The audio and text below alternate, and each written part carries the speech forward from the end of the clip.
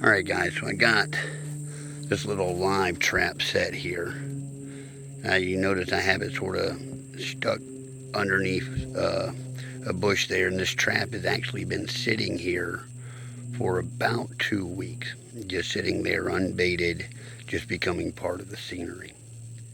I'll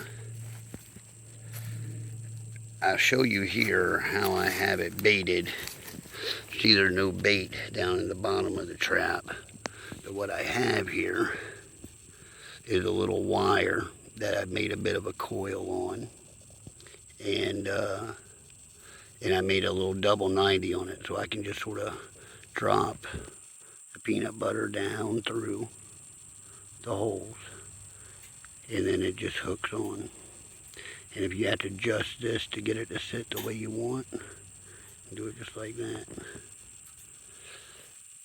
When I'm ready to take it out, just pull it up.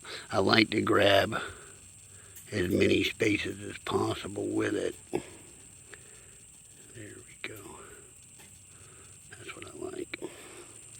Just about like that. And so it's hanging suspended there. That keeps the ants from getting to it. And it also keeps the animals themselves from sort of digging it out of the trap. A lot of times they'll get from the side, or even come in from the top or from the bottom and sort of work whatever's in there out. That's if they're doing that, they recognize that it is something foreign that shouldn't be there. They do want the food, but they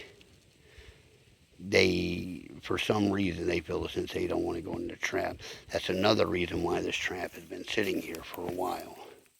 So they're just sort of used to seeing it there.